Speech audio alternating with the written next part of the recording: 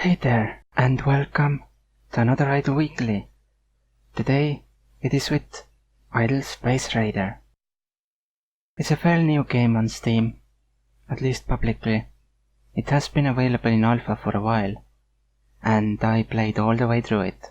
I played all the way through the alpha, not the game. This is an incremental game after all. Those take a while to finish. Depends on how they are designed anyway. Let me just get these bonuses. No, I don't want regular raids currently. I keep forgetting to change that. Anyway, Idle Space Raider is a management game in a sense. At least it is for me, personally. You manage these different currencies, especially medals, SP, aka ship points, and gold. And the way you manage them is you actually upgrade different things. So medals work in Academy, where you do these quests, like just kill enemy fighters, or finish T4 raids, etc. And you get these small permanent buffs. Now, keep in mind that while these do look tiny, like 20 levels for only 22%, keep in mind that those are permanent. They never reset. Even once we get the Stargate, which will be the second reset layer, they will not reset. These are permanent. So basically, in-game achievements that are infinite achievements give you permanent buffs. And as you can see, these levels don't even have a level cap, or these upgrades. Only the units per gold mining contract and mission duration, because you need those limited for the purposes of balance. Because otherwise you would eventually get so many mining contracts that you can basically finish the research category the moment you come out of a Stargate reset. I guess not really, but still.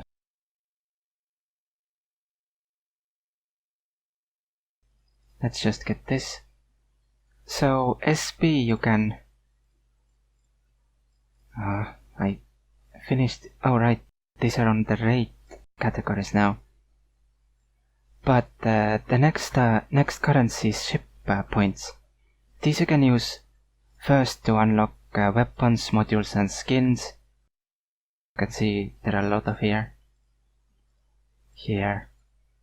and here. And you unlock those with ship upgrades or ship points. But again, these also seem fairly small, right? 30 levels for ×2 only. But once again, keep in mind these are permanent. Although these may reset after Stargate resets. I don't know for sure. The help menu doesn't mention it. So that is a possibility. But still, during regular shipyard resets, these never reset, so they actually help you. They are actually the only way to get these two, Academy and Shipyard, are actually the only way to get further and further in the game. While you probably noticed that the researches look really powerful. 40 levels for ×7,500 damage. That's a lot, right? But you have to keep in mind with these that they reset every time you go return to base, as you can see here. And research levels will be reset. thing is that while these help you during your run, then these don't really help you in the long term. As in, you only get so much gold within a single run. So if you don't have any other bonuses like Shipyard and Academy especially, then if you don't have these upgrades, then you will always get the same amount of levels in research. So yeah, for regular grinding purposes, research is fine. And it's also fine for pushing, but it won't help you in the long term. Just keep that in mind. Keep upgrading your Shipyard and Academy, and of course automation. You need... this is an idle game after all, so you need your ship resets as high as they can be. I have this one event reward, which I got when I was trying to record this very episode last time. And this one gives me 15% scrap and 15% global XP. This regular dev center upgrade gives me 25% global damage.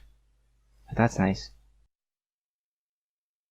But another thing, because this is an incremental game and it has so many systems, what I would recommend is to, or at least how I play, is that I keep each of the features balanced with each other.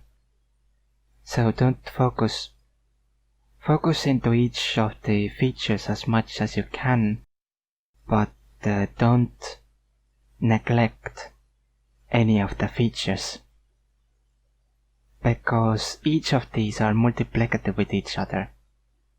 So that's times 1.2 times 2 and times 7,500. Something like that. I don't know exactly how the calculation goes, but that should be how the calculation goes, as far as I know. So the higher you have each of these features, the better the boosts you actually get, versus if you only had that one feature leveled up and neglect everything else. Because times 7,500 times 2 is 15,000, right? But if you didn't have the shipyard reset and only had this 1.2, then it would be barely above that 7,500. So yeah, that's what I recommend doing. I'm gonna buy new missions. You get points for clearing regular missions, or regular raids even. There is also this interesting feature called ammo mods. These you can... no, I don't want to put them here. These you gain from raids at a random chance, and you can put them into your weapon. Where was it? In armory. So click on the weapon and you can just drag and drop it here if you want the bonus. Like this gives 2.5% XP, or this one gives 5% global rate. 10 divided with projectiles per shot divided with minimum. Minimum being 1 to fire rate. Between 1 and fire rate, I think. That's how you should read that. I hope. And the game also has this here. It's a free-to-play game with some microtransactions that include bonuses. For example, level 1 of this is 50% extra global damage, and it increases by 50% each time. So you gain a lot. Now, I'll report this after the episode, but it seems that as you can see this shows how many levels it will purchase. But I wanted to disable it for the purposes of the video. And it seems that it actually stays here. In automation tab. And where else was it? It was here. It also stays here. Oh well, I'll report that. But I think I have explained